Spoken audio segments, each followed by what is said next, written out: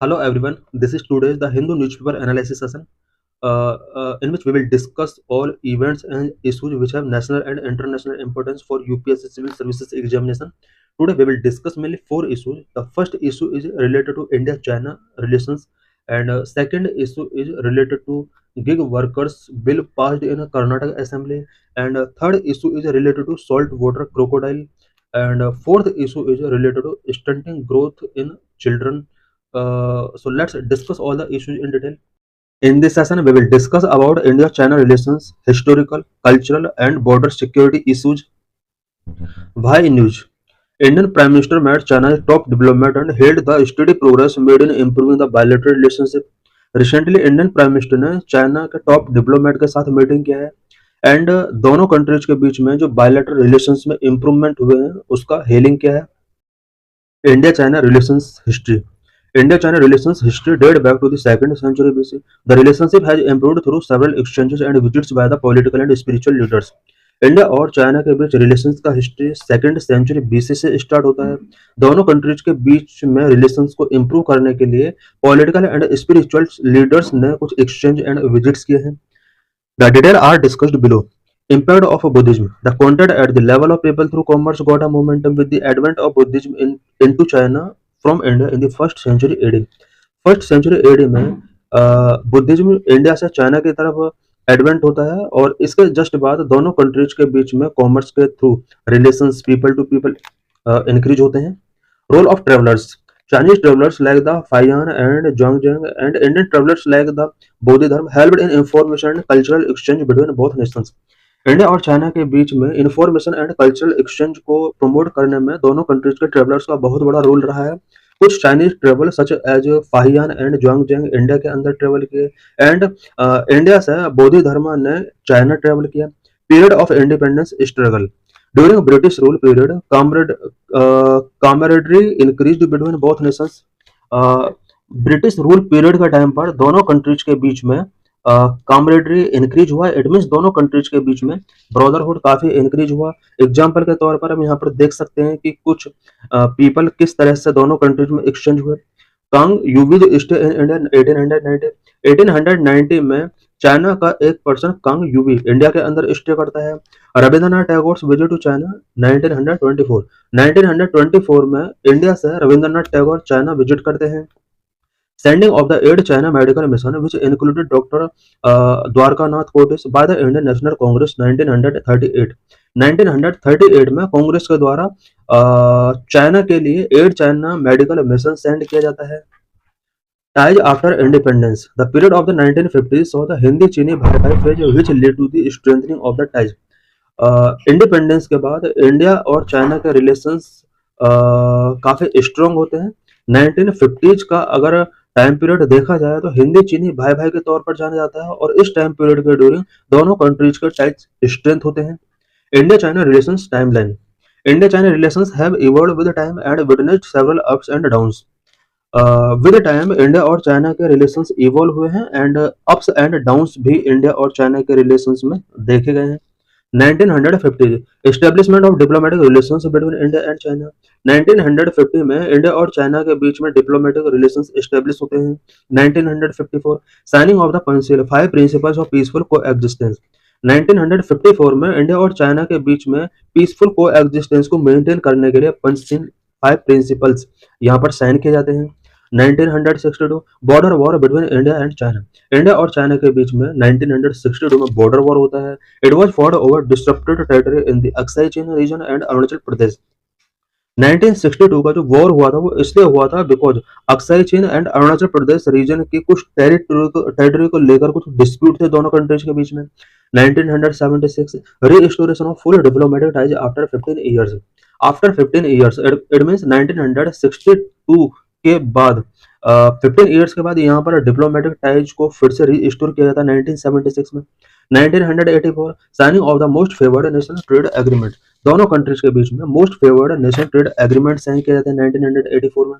1986 China condemn India move to make Arunachal Pradesh a full fledged state.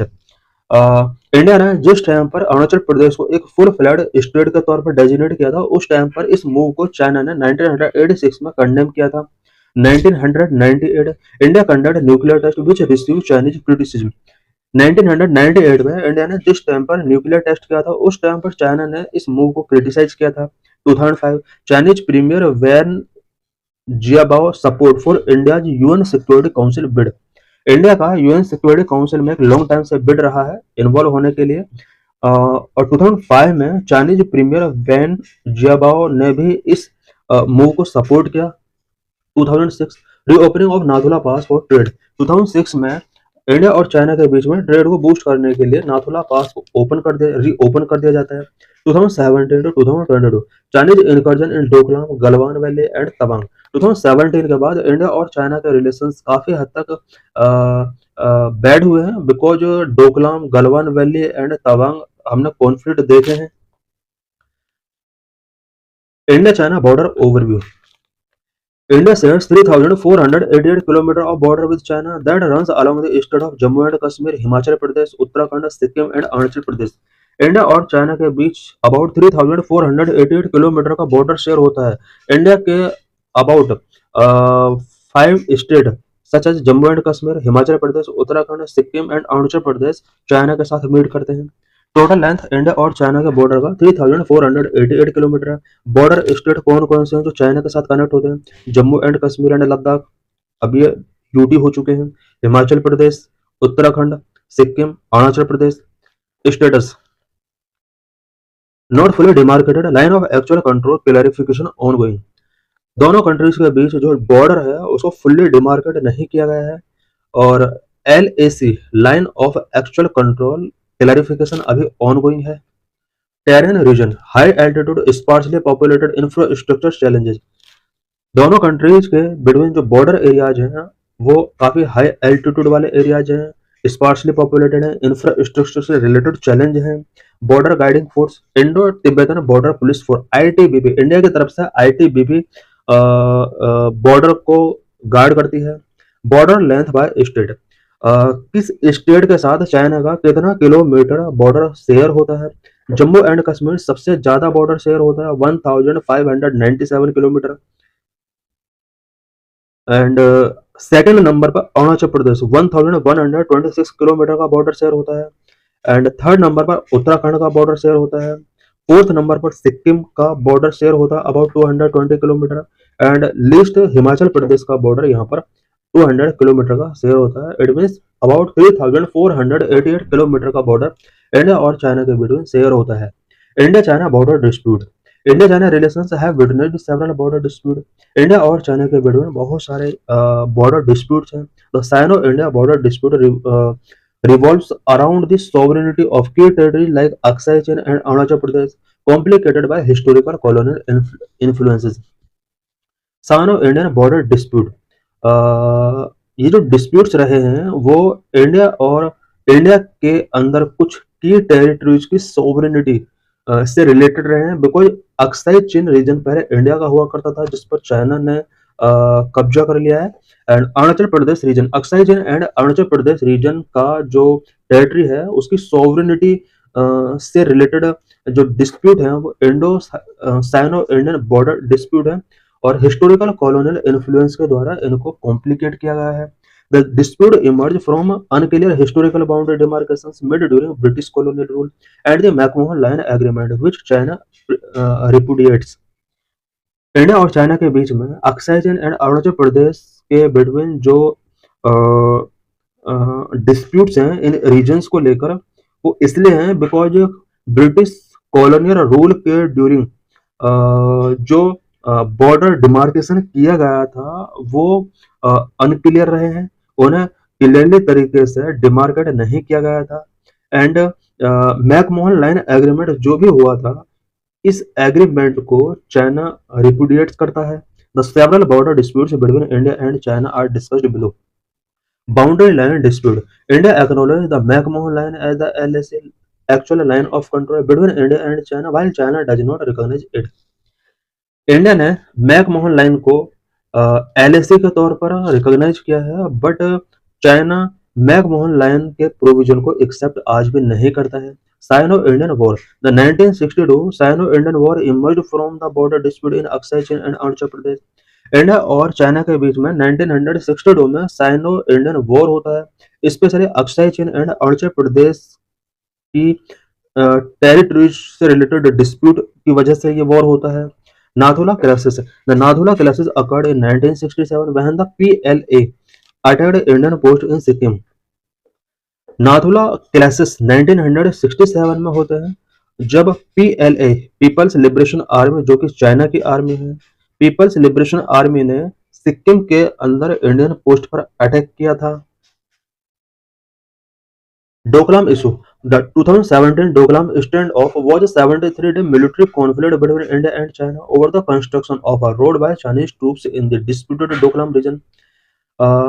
Disputed Doklam region के अंदर Chinese troops कुछ roads construct कर रहे थे इस रीजन के अंदर, और इसी वजह से इंडिया और चाइना के बिटवीन कुछ मिलिट्री कॉन्फ्लिक्ट होते हैं और 73 डेज तक ये कंटिन्यू चलते हैं। 2007 में डोकलाम इशू रेज हुआ था। Galwan clashes, Chinese troops invaded Indian territory in the Galwan river valley in 2020 causing objections to Indian road construction. Chinese troops ने गलवान रिवर वैली के अंदर जो टेरिटरी है इंडियंस पर वहां इन्वेड किया था, और 2020 में ऐसा हुआ था। It become the first fatal confrontation between the two sides since 1975। 1975 के बाद इस तरह का जो फर्टल कॉन्फ्रेंटेशन हुआ है इंडिया चाइना के बीच में, वो गलवान क्लैशेस में हुआ है।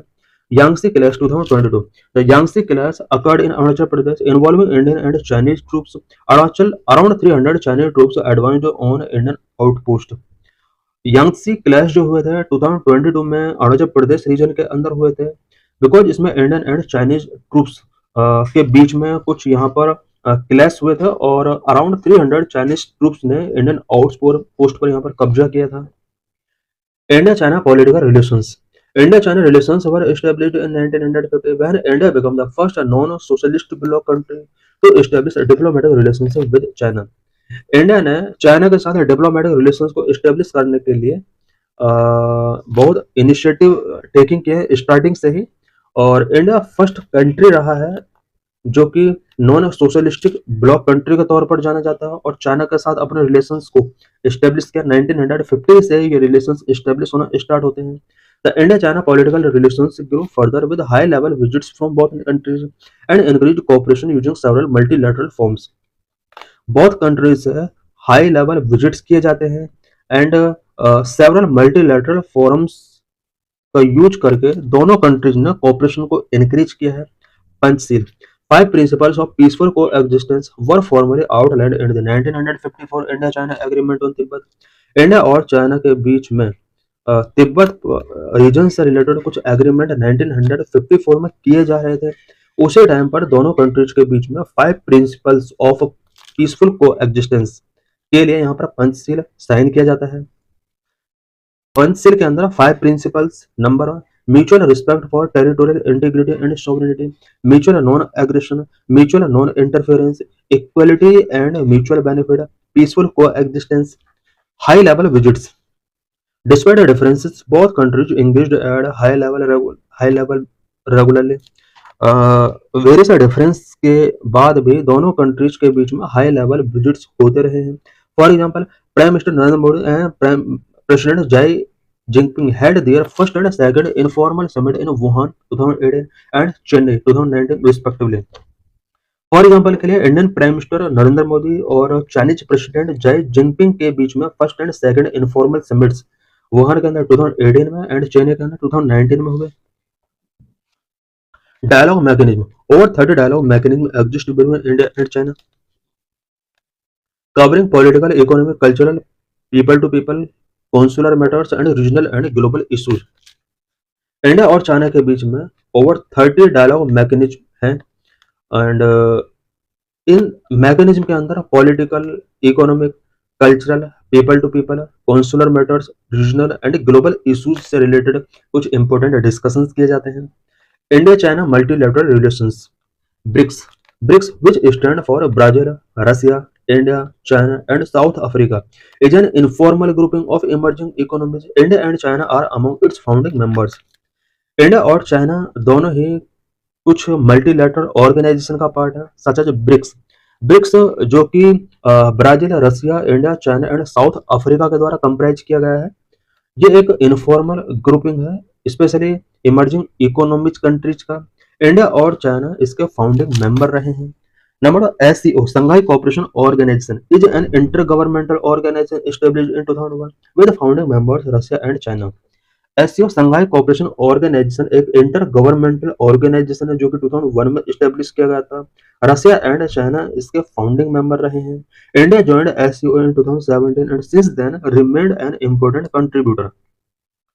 इंडिया ने संघाई कोऑपरेशन ऑर्गेनाइजेशन को 2017 में ज्वाइन किया एंड उस टाइम से लेकर अब तक इंडिया संघाई कोऑपरेशन ऑर्गेनाइजेशन के लिए एक इंपॉर्टेंट कंट्रीब्यूटर बना हुआ है।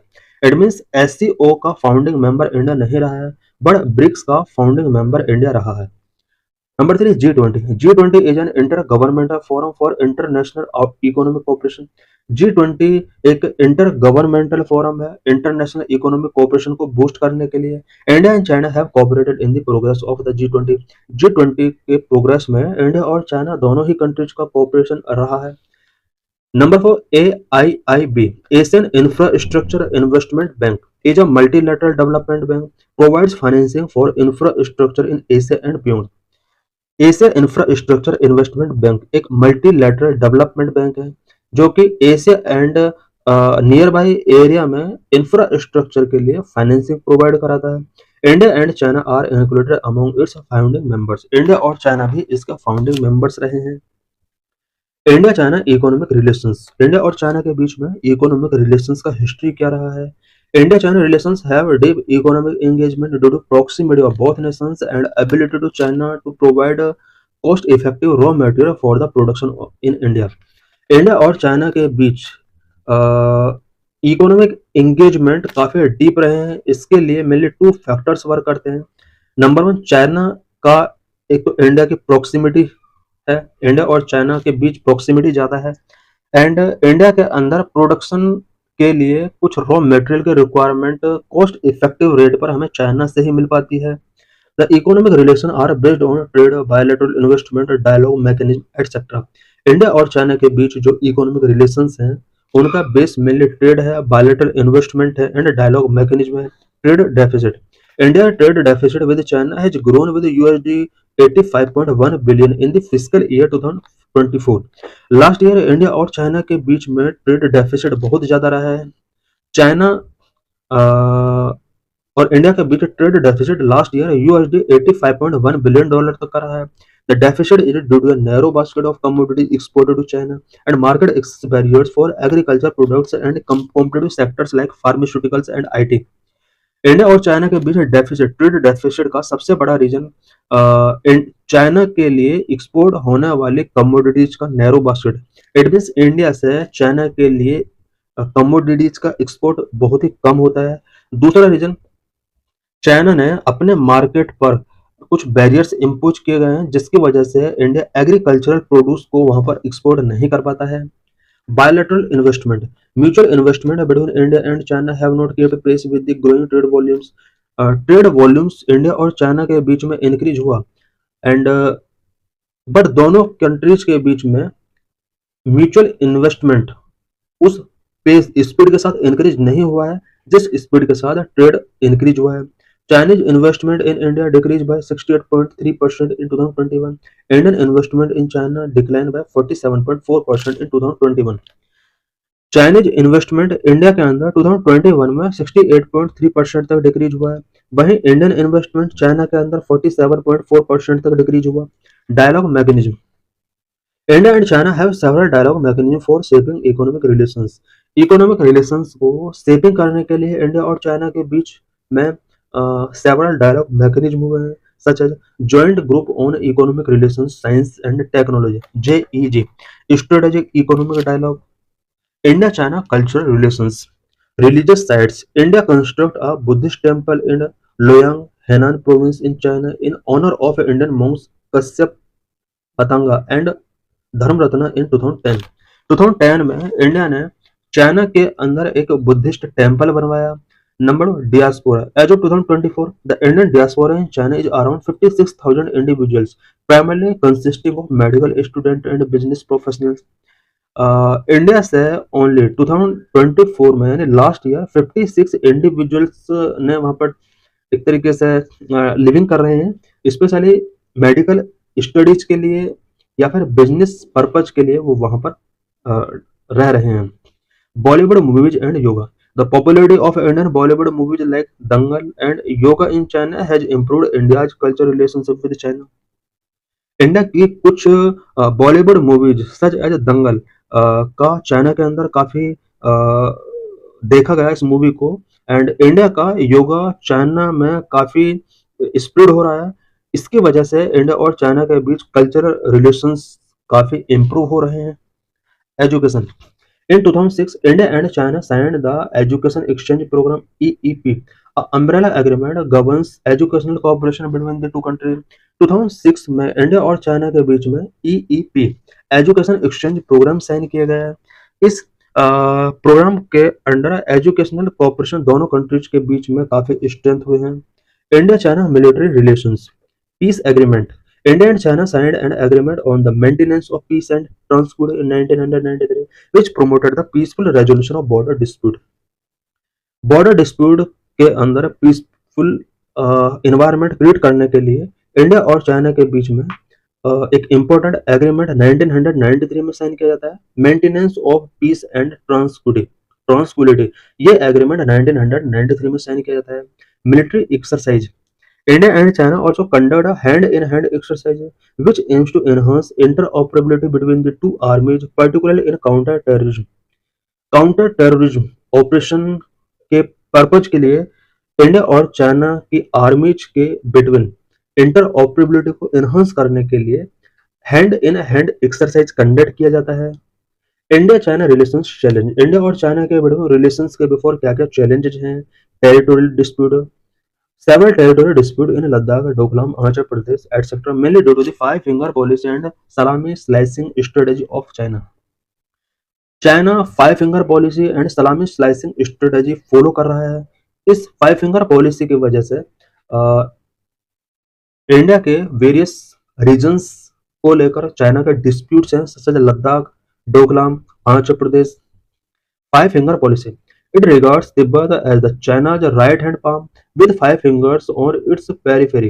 Ladakh, Nepal, Sikkim, Bhutan, and the Northeast Frontier Agency, now known as the Arunachal Pradesh, which China considered its responsibility to liberate.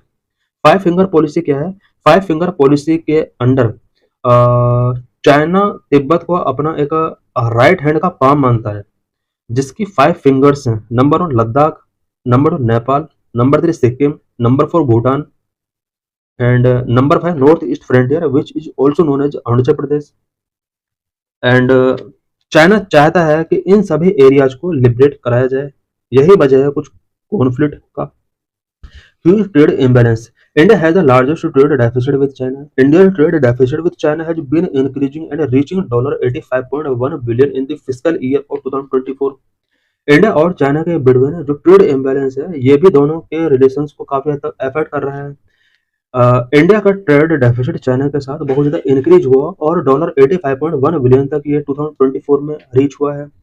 String of Pearls. It is a Chinese strategy to encircle India through a chain of military and commercial facilities on land and sea. China ने India के against string of pearls strategy follow की है। इसके under military and commercial facilities के through India को चारों तरफ से एनसर्कल करना है। Necklace of diamond is India counter strategy to China string of pearls. China के स्ट्रिंग ऑफ पर्ल्स को काउंटर करने के लिए इंडिया ने भी नेकलेस ऑफ डायमंड स्टार्ट किया है। Next, incursion in the Indian ocean. Indian ocean में भी चाइना का इनकर्जन देखा जा रहा है। Chinese interference in the Indian Ocean region and spying on India using vessels like Yuangbang 5 have led to security concern for India. India के लिए सबसे बड़ा कंसर्न है कि इंडियन ओशन रीजन के अंदर चाइना का इंटरफेरेंस बहुत बढ़ रहा है। साथ ही कुछ वेजल्स का यूज करके वो इंडिया को स्पाइंग भी कर रहा है, सच एज युआंगबैंग 5 वेजल हमने कुछ ईयर पहले न्यूज में देखा था। Water security. China plans to build the world's largest dam. The Yarlung Jangbo Dam on the Brahmaputra have raised concern about the flow of water in lower riparian countries such as India and Bangladesh. Water security से related दोनों countries के बीच में कुछ issues raise हुए हैं because China world का largest dam Yarlung Tsangpo dam on the Brahmaputra river ये स्टेब्लिश कर रहा है, जिसकी वजह से लोअर रिपेरियन कंट्रीज में वाटर फ्लो से रिलेटेड कंसर्न रेज हुए हैं, स्पेशली इंडिया और बांग्लादेश के अंदर। Significance of stable relations with China. India और चाइना के रिलेशंस अगर स्टेबल होते हैं तो इसका क्या सिग्निफिकेंस हो सकता है? Number one, enhance border stability. De-escalation would prevent future clashes and allow resources to be diverted to the development priorities. India और चाइना के बीच अगर डी एस्केलेशन होंगे तो इससे फ्यूचर क्लैशेस प्रिवेंट हो सकते हैं एंड इम्पोर्टेंट रिसोर्स को डेवलपमेंटल प्रायोरिटी के लिए डाइवर्ट किया जा सकता है। Number of economic interest. A stable relationship between India and China is crucial as China is India's largest trading partner and third largest export market.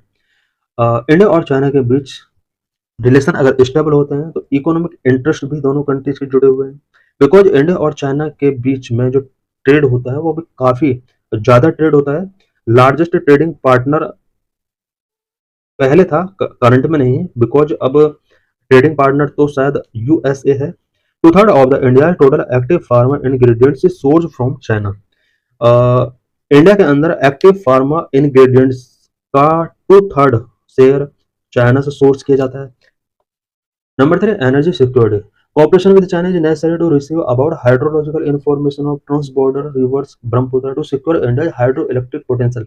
India के hydro electric potential को secure करने के लिए hydrological information बहुत ही important है, specially Brahmaputra river से related, क्योंकि ब्रह्मपुत्र रिवर का लार्जेस्ट शेयर चाइना के अंदर फ्लो होता है और ब्रह्मपुत्र रिवर के फ्लो से रिलेटेड हमें इंफॉर्मेशन चाइना से गेन करना होगा। Both countries are major importer of oil in Asia. Their cooperation would increase their bargaining power to avoid Asian premium. Asian premium को अवॉइड करने के लिए इंडिया और चाइना दोनों ही बार्गेनिंग पावर को इंक्रीज कर सकते हैं, बिकॉज दोनों ही कंट्रीज एशिया में ऑयल के मेजर इंपोर्टर कंट्री रहे हैं। China control about 90% of global rare earth metal production. Rare earth metal production जो होता है पूरे वर्ल्ड के अंदर, उसका 90% जो प्रोडक्शन होता है वो चाइना के अंदर होता है। More than 80% of solar modules and cells are imported from China. They are crucial to emerging technology, renewable energy and electric vehicles.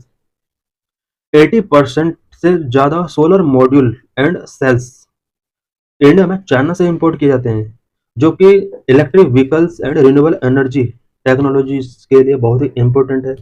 It means China हमारे लिए बहुत ही इंपॉर्टेंट है, बिकॉज हम जो इलेक्ट्रिक व्हीकल्स या रिन्यूएबल एनर्जी टेक्नोलॉजीज यूज कर रहे हैं उसमें से 80% solar module and cells China से हम इंपोर्ट करते हैं।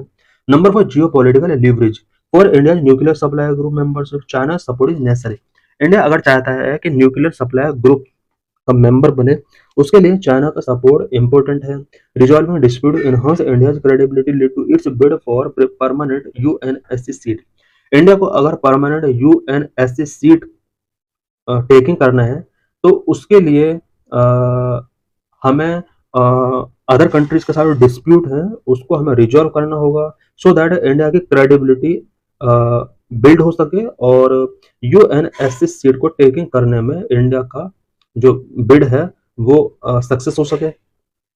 Number 5, counter balancing western dominance. China and India western dominance को काउंटर बैलेंस करने के लिए भी इंडिया और चाइना को कोऑपरेट करना जरूरी है।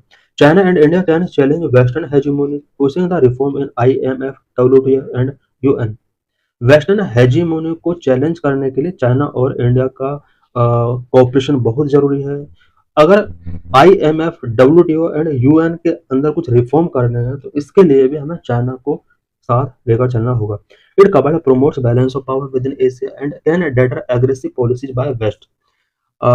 एशिया के अंदर बैलेंस ऑफ पावर को प्रमोट करने के लिए भी एंड एग्रेसिव पॉलिसीज जो कि वेस्ट के द्वारा फॉलो की जा रही है उसको डेटर करने के लिए भी इंडिया और चाइना का साथ होना बहुत ही इंपॉर्टेंट है। How did India China relations can be improve, India China relation को कैसे इम्प्रूव किया जा सकता है। Number one, strengthen diplomatic dialogue, दोनों कंट्रीज को डिप्लोमेटिक डायलॉग को स्ट्रेंथन करना होगा। India should prioritise continuous diplomatic dialogue with China to prevent future escalation and misunderstanding and to solidify the agreement reason.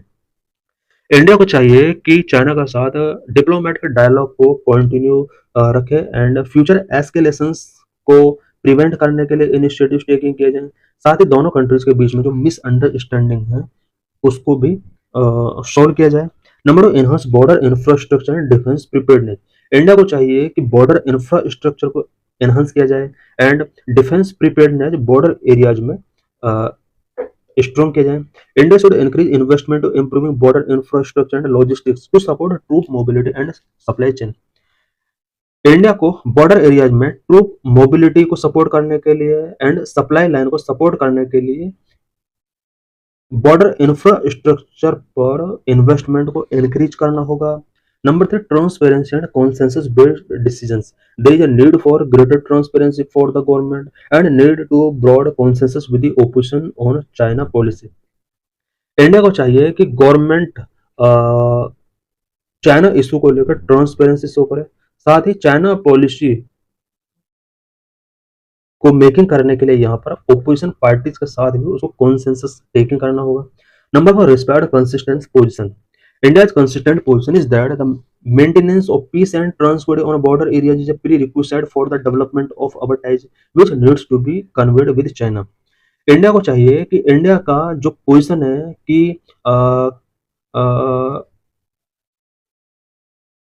Ties को अगर डेवलप करना है दोनों कंट्रीज के बीच में तो उसके लिए पहली जो शर्त होगी वो ये होगी कि बॉर्डर एरियाज में पीस एंड ट्रांसक्विलिटी को मेंटेन किया जाए। ये इंडिया का स्टैंड पहले भी था और आज भी होना चाहिए, चाइना के साथ हमें इसको कन्वे करना चाहिए।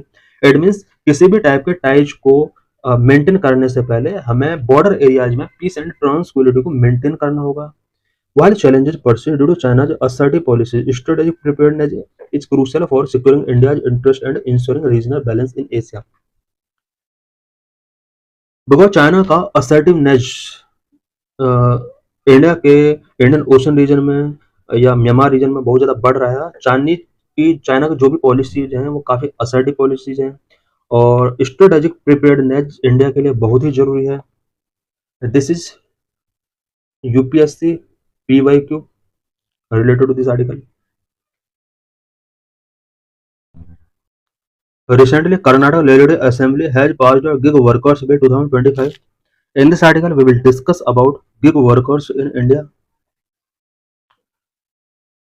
Lecture is important for GS Paper 1, Paper 2, Paper 3, for prelims and for mains. Why in use? With the rise in the number of gig workers in cities and towns, the Karnataka Legislative Assembly passed the Karnataka Platform-Based Gig Workers Bill 2025. Karnataka के अंदर cities and towns के अंदर gig workers का number काफी rise हो रहा है। इस वजह से कर्नाटक लेजिस्लेटिव असेंबली ने Karnataka platform based gig workers social security and welfare bill 2025 पास किया है। It will protect the rights of the worker, set up a welfare fund for them and place obligations on aggregators.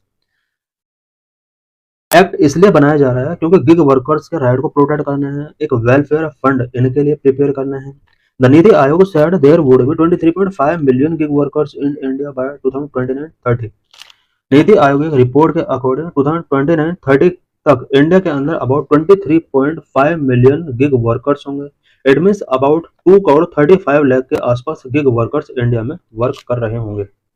The Union Ministry of Labour and Employment is also drafting a national law to incorporate gig workers into social security schemes, offering benefits such as health insurance and retirement savings. Union ministry of law and employment ने भी social security scheme के under gig workers को incorporate करने के लिए एक national level का law draft किया है। It means social security schemes के साथ इनको ऐड करना है सो दैट इनकी सिक्योरिटी को इंश्योर किया जा सके और इसके लिए नेशनल लेवल पर एक लॉ बनाने की तैयारी चल रही है, such as health insurance and retirement saving. Social security scheme के अंडर इन्हें कुछ हेल्थ इंश्योरेंस प्रोवाइड कराए जाएंगे एंड रिटायरमेंट सेविंग्स का भी इनके लिए प्रोविजन किया जाएगा। Who are gig workers and what is gig economy? Gig workers क्या होते हैं, गिग इकोनॉमी क्या होती है? A gig worker is a person who perform work और participate in a gig work arrangement. and earn from such activities outside of traditional employer-employee relationship. एक gig worker एक person होता है जो कि गिग वर्क अरेंजमेंट में participate करता है और वर्क परफॉर्म करता है, साथ ही इन एक्टिविटीज के थ्रू इसको अर्निंग होता है। ट्रेडिशनल एम्प्लॉयर एम्प्लॉय रिलेशनशिप से थोड़ा डिफरेंट होता है। Gig work is the name given to job done through online digital platform like Uber, Amazon flex, air taskers and Lyft. Gig work उस job को दिया गया नेम है जो कि ऑनलाइन डिजिटल प्लेटफॉर्म के थ्रू किया जाता है, such as Uber, Amazon flex, air tasker and Lyft. ये इन सभी प्लेटफॉर्म के अंदर जो वर्क होता है वो ऑनलाइन डिजिटल प्लेटफॉर्म के थ्रू होता है, और जो भी जॉब होते हैं इनके अंदर इस जॉब को गिग वर्क बोला जाता है। It is called gig work because you are only paid for each job task और gig rather than being paid a salary or wage like a normal employee। इसको गिग वर्क इसलिए बोला जाता है because each job task और gig के लिए यहाँ पर पेड किया जाता है, कोई सैलरी या वेज लाइक नॉर्मल एम्प्लॉय के अकॉर्डिंग यहाँ पर नहीं दिया जाता है। इट मीन्स यहाँ पर मंथली सैलरी या वेज का प्रोविजन नहीं होता है। It also include package delivery driver, food delivery driver, grocery delivery driver, इसके अंदर पैकेज डिलीवरी ड्राइवर सब ऐड होते हैं। What is gig economy? A labour market which has prevalence of short term contract और freelance work is known as gig economy. Gig economy एक ऐसी labour market है जिसके अंदर शॉर्ट टर्म कॉन्ट्रैक्ट और फ्रीलांस वर्क प्रिवलेंस होता है। In 2022, Niti Aayog report estimate that India will have 23.5 million gig workers by 29 and 30। NITI Aayog की एक रिपोर्ट के अकॉर्डिंग ये एस्टिमेट किया गया है 2030 तक इंडिया के अंदर 23.5 मिलियन गिग वर्कर्स होंगे। What will the provision in new law related to gig workers? Gig workers से रिलेटेड जो न्यू लॉ आने वाला है इसके अंदर क्या क्या प्रोविजन होंगे? Number, revisiting the definition. The government is revisiting the definition of gig and migrant workers to make them more inclusive। Gig workers को मोर इंक्लूसिव बनाने के लिए government gig and migrant workers की डेफिनेशन को यहाँ पर change करने वाली है। Number 2, establish a welfare board model. The proposed legislation will establish a welfare board model. जो भी लेजिस्लेशन यहाँ पर बनाया जाएगा एक वेलफेयर बोर्ड मॉडल भी एस्टेब्लिश किया जाएगा। Number 3, creating a fund for social security of gig workers. Gig workers के सोशल सिक्योरिटी पर्पज के लिए एक फंड भी क्रिएट किया जाएगा। Number 4, registration of all gig workers. It mandates the registration of all gig workers and require aggregators to give a 14-day notice with valid reasons before termination while ensuring transparency in automated systems। Gig workers के लिए यहाँ पर registration mandate किया जाएगा, और अगर aggregators के लिए यहाँ पर ये फिक्स कर दिया गया है कि 14 डेज प्रायर नोटिस गिवन करना होगा अगर किसी गिग वर्कर्स को टर्मिनेट करना है। Number 5, dispute resolution mechanism will also be introduced to protect gig workers right. Gig workers right को प्रोटेक्ट करने के लिए डिस्प्यूट रेजोल्यूशन मैकेनिज्म की इस्टेब्लिश किया जाएगा। Number 5, registering workers on the portal. Aggregator companies that employ gig and platform workers will be tasked to take the lead in registering their workers on the portal. Aggregator company जो gig workers को employ करती हैं उन्हें अपने portal पर gig workers को register करना होगा। Number 6, life and accidental insurance. Workers registered on the labour ministry e Shram portal are eligible for life and accidental insurance along with other benefits. जो भी वर्कर्स लेबर मिनिस्ट्री के ई Shram portal पर registered हैं, it means जिनका ई श्रम card बना हुआ है, उन्हें लाइफ एंड एक्सीडेंटल इंश्योरेंस मिला होता है। What is the need to provide social security benefits to gig workers? Gig workers को social security benefit given करने की नीड क्यों हुई? आखिर क्यों इन्हें social security benefits के साथ जोड़ा जा रहा है? Number 1, accident of frequent termination. The mistake of blacklisting workers, the instances of blacklisting workers or terminating them from work without hearing out their side have increased. Because gig workers को blacklisting करने का process and terminating करने के जो instances हैं वो काफी बढ़ रहे हैं। Number 2, insuring economic security. Gig economic sector depend on demand which lead to job insecurity and income uncertainty. Gig workers की जॉब इनसिक्योरिटी है, इनकम अनसर्टेनिटी है। That is why providing social security benefits such as unemployment insurance, disability coverage and retirement saving programme is important. जितने भी gig workers होते हैं इनका job secure नहीं होता है, इनकम अनसर्टेनिटी होती है। यही वजह है कि इन्हें सोशल सिक्योरिटी बेनिफिट्स प्रोवाइड करना बहुत ही इंपॉर्टेंट है। Number 3, health insurance. Lack of health insurance and other health care benefit leaves gig workers vulnerable to unexpected medical expenses. Gig workers का किसी टाइप का हेल्थ इंश्योरेंस नहीं होता है, हेल्थ बेनिफिट्स उन्हें नहीं मिलते हैं। इस वजह से gig workers unexpected medical expenses के लिए वल्नरेबल होते हैं। Prioritizing their health and well-being will create a healthier and more productive workforce. Number 4, level playing field. Exemption from traditional employment protection creates disparities where gig workers face exploitative working conditions and inadequate compensation. Providing social security benefit to gig workers uh, will level the playing field. Number 5, long-term financial security. Without employer-sponsored retirement plan, gig workers may struggle to save enough for their future, like for the post-retirement needs.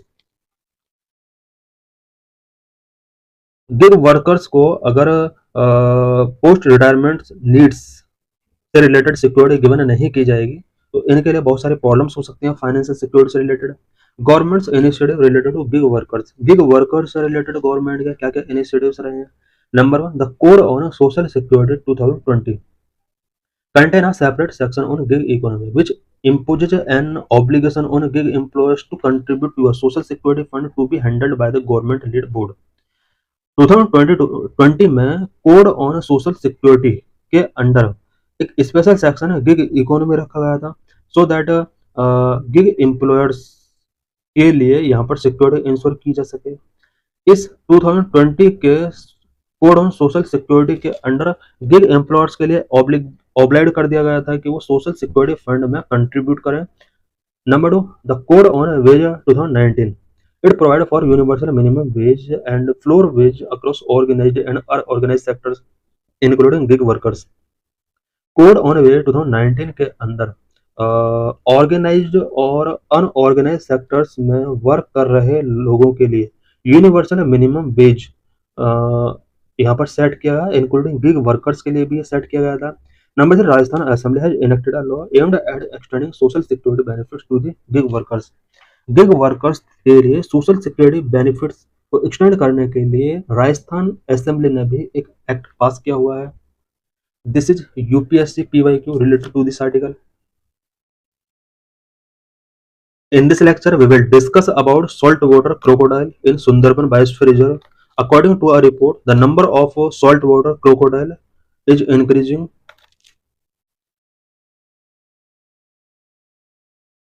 Bhai News. According to a survey by the West Bengal Forest Department, estimated population of saltwater crocodile, one of the largest reptiles in the world, has increased in the Sundarban Biosphere Reserve since last year. West Bengal forest department के एक survey के according salt water crocodile का number last year के compare में Sundarban biosphere reserve के अंदर काफी increase हुआ है। सॉल्ट वाटर क्रोकोडाइल्स जो होते हैं वो वर्ल्ड में लार्जेस्ट रेप्टाइल होते हैं। की पॉइंट्स ऑफ द रिपोर्ट।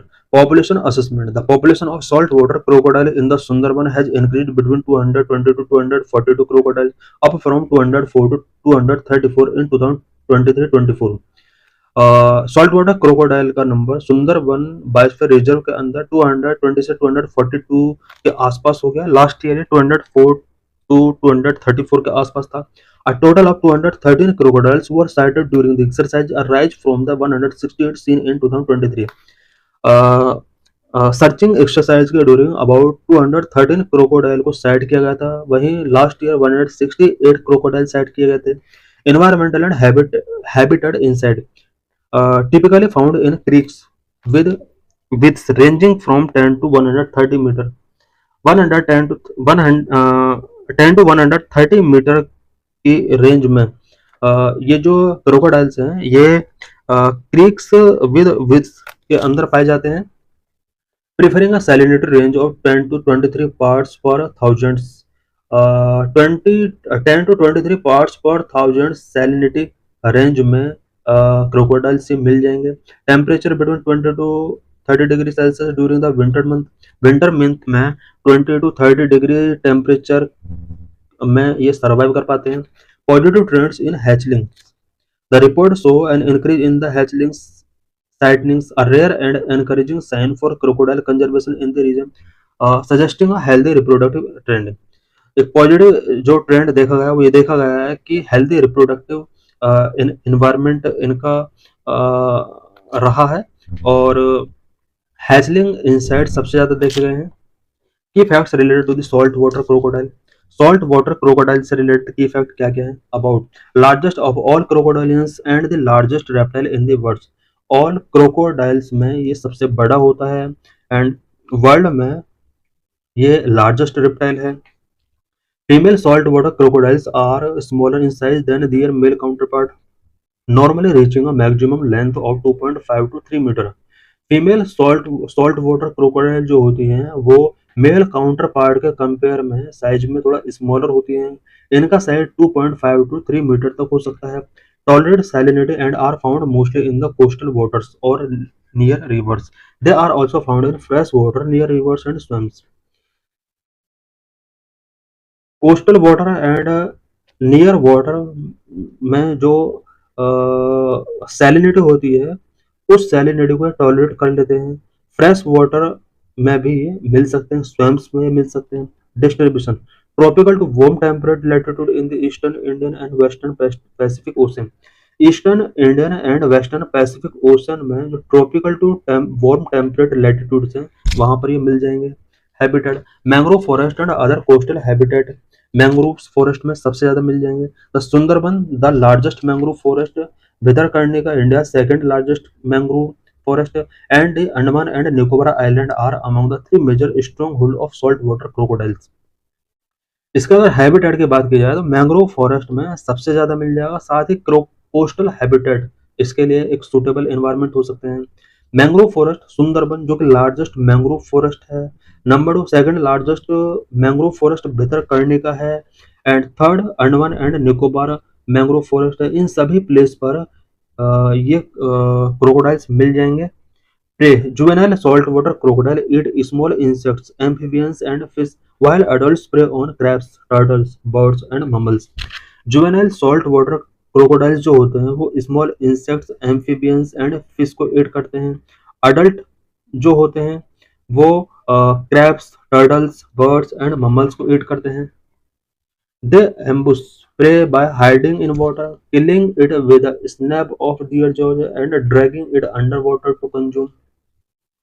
ये जो प्रे करते हैं यानी शिकार करते हैं वो वाटर में छुप के करते हैं एंड जॉ के स्नैप के थ्रू किलिंग करते हैं, साथ ही अंडर वाटर में ले जाकर उसको कंज्यूम करते हैं।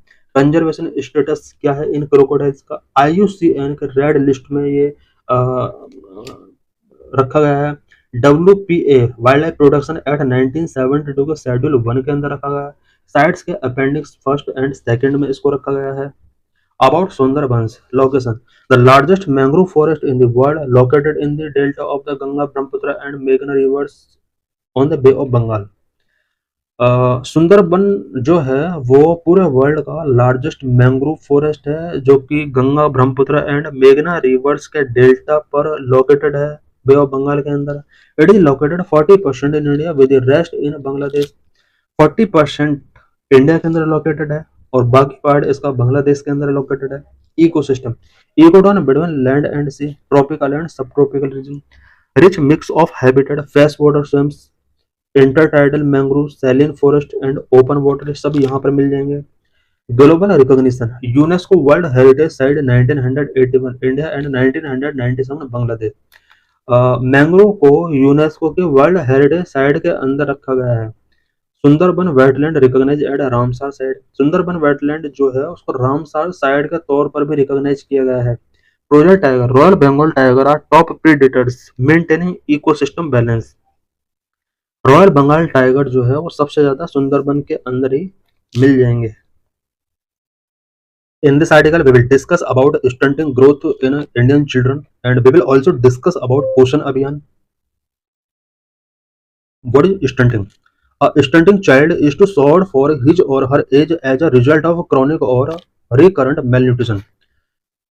स्टंटेड चाइल्ड एक ऐसा चाइल्ड होता है जो अपने एज के कंपेयर में उसकी जो हाइट है वो काफी कम है और ये क्रॉनिक और मेल न्यूट्रिशन की वजह से ऐसा होता है। पोषण अभियान and stunting among children in India. पोषण अभियान का जो ऑब्जेक्टिव था क्या वो कंप्लीट हो पाया है? In 2018, when Poshan Abhiyan was launched, the government had set a target to reduce stunting among children in India by at least 2% points each year. 2018 में जब पोषण अभियान लॉन्च किया गया था, गवर्नमेंट ने यहाँ पर कुछ टारगेट सेट किए थे और पहला टारगेट जो सेट किया था वो ये किया था कि each year at least 2% point के साथ स्टंटिंग को यहाँ पर रिड्यूस किया जाएगा कंट्री के अंदर। इन 2016, 38.4% of children under 5 were stunted in India. 2016 में इंडिया के अंदर 5 इयर्स तक के एज ग्रुप के चिल्ड्रन में से 38.4% चिल्ड्रन स्टंटेड थे। As per this plan, the share should have fallen to 26.4% by 2022। ये जो गवर्नमेंट का टारगेट्स थे 2018 के पोषण अभियान के अंडर, उस टारगेट के अकॉर्डिंग 2022 तक इंडिया के अंदर स्टंटिंग 26.4% तक फॉलन होना चाहिए था। Mission 25 by 22 during the launch the government had set an even more ambitious target to bring stunting down to 25% by 22, a goal it called mission 25 by 22।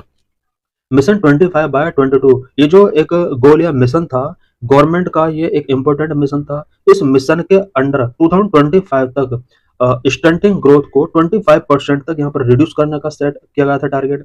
7 years after the launch, Poshan tracker data for June 2025 show that 37% of children under 5 in India were stunted, barely 1% point lower than in 2016।